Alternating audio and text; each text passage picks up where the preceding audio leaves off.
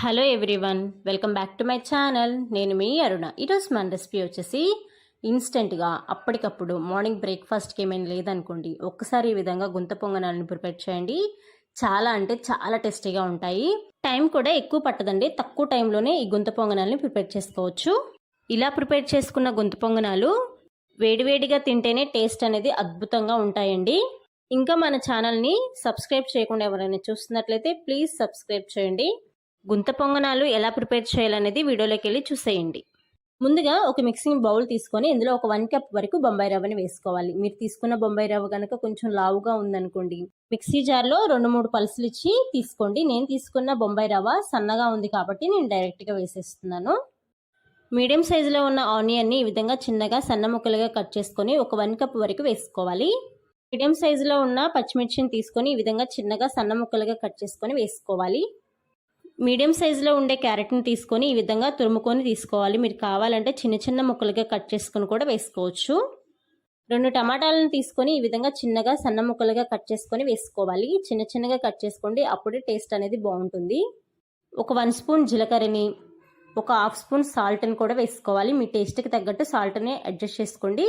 ఒక 1/2 స్పూన్ వరకు వంట సోడాని వేసుకోవాలి. ఇవన్నీ వేసుకున్న తర్వాత వీటిని ఒకసారి బాగా మిక్స్ చేసుకోవాలి. ఫస్ట్ ఇలా మిక్స్ చేసుకుంటేనే మనం పెరుగు వేసినప్పుడు ఉండలుండలుగా కట్టకుండా స్మూత్గా అయితే వస్తుందన్నమాట. అందుకని ఫస్ట్ ఈ విధంగా మిక్స్ చేసుకోవాలి. ఇప్పుడు ఒక 1/2 కప్ వరకు పుల్లటి పెరుగుని వేసుకోవాలి. పుల్లటి పెరుగు వేసుకుంటేనే టేస్ట్ అనేది చాలా బాగుంటాయి గుంట పొంగనాలు. ఇలా పెరుగు వేసిన తర్వాత పెరుగులో రవ్వ మొత్తం కలిసేలాగా బాగా కలుపుకోవాలి. ఎక్కడ కూడా ఉండలుండలు లేకుండా స్మూత్ బ్యాటర్ లాగైతే కలుపుకోవాలి. సో ఈ విధంగా కలుపుకున్న తర్వాత మనం ఏ కప్పుతో అయితే బొంబాయి రవ్వను తీసుకున్నామో సేమ్ అదే కప్తో ఒక 1 కప్ వరకు వాటర్ని తీసుకొని 1 కప్ వాటర్ని ఒకేసారి వేయకుండా కొంచెం కొంచెంగా వేసుకుంటూ ఈ బ్యాటర్ని అయితే కలుపుకోవాలి. నేను ముందు ఒక 1/2 కప్ వాటర్ని తీసుకొని ఈ విధంగా కలుపుకుంటున్నాను. కన్సిస్టెన్సీని చూసుకొని కలుపుకోవాలండి. సో ఈ విధంగా కలుపుకున్న తర్వాత మిగిలిన 1/2 కప్ వాటర్ని కూడా వేసుకొని చక్కగా స్మూత్ బ్యాటర్ లాగైతే కలుపుకోవాలి. వాటర్ వేసుకొని కలుపుకునేటప్పుడు జాగ్రత్తగా వాటర్ని వేసుకోవాలండి. బ్యాటర్ కనుక లూజ్ అయినట్లయితే మనకి గుంత పొంగనాలు అనేవి పర్ఫెక్ట్గా అయితే రావన్నమాట. అందుకని చూసుకొని కలుపుకోవాలి, కొంచెం కొంచెంగా వేసుకుంటూ. సో వీడియో క్లిప్పింగ్లో చూపిస్తున్నట్లు కన్సిస్టెన్సీ అనేది ఈ విధంగా ఉండాలండి. అప్పుడే మనం చేసే ఈ గుంత పొంగనాలు అనేవి పర్ఫెక్ట్గా అయితే వస్తాయన్నమాట. ఇలా కలుపుకున్న తర్వాత బ్యాటర్ మొత్తాన్ని కూడా ఈవెన్గా స్ప్రెడ్ చేసుకొని ఒక 10 నిమిషాల వరకు పెరుగులో రవ్వని నాననివ్వాలి. నేను తీసుకున్న 1 కప్పు బొంబాయి రవ్వకి 1 కప్పు వాటర్ అయితే కరెక్ట్గా సరిపోయినాయండి. ఈ విధంగా ఈవెన్గా స్ప్రెడ్ చేసుకున్న తర్వాత ఒక మూతను పెట్టేసుకొని 10 నిమిషాల వరకు నానపెట్టుకోవాలి. 10 నిమిషాల తర్వాత చూపిస్తున్నాను చూడండి. పెరుగులో రవ్వ అనేది చక్కగా నానిపోయింది కదా. మీకు ఒకవేళ నానపెట్టిన తర్వాత కన్సిస్టెన్సీ అనేది ఈ విధంగా లేదనుకోండి, ఒక 2-3 స్పూన్ల వాటర్ వేసుకొని కన్సిస్టెన్సీ ఇలా వచ్చేంత వరకు కూడా కలుపుకోవాలి. ఈ బ్యాటర్ని పక్కన పెట్టేసేసుకొని ఇప్పుడు స్టవ్ ఆన్ చేసి పొంగనాల ప్యాన్ పెట్టుకొని పొంగనాల ప్యాన్ కొంచెం హీట్ అయిన తర్వాత ఇందులో కొంచెం కొంచెంగా ఆయిల్ని వేసుకోవాలి. అంటే 1 or 2 డ్రాప్స్ ఆయిల్ని వేసుకొని, ఆయిల్ ఎక్కువ కూడా పట్టదండి, తక్కువ ఆయిల్తోని ఈ పొంగనాలను మనం ప్రిపేర్ చేసేసుకోవచ్చు.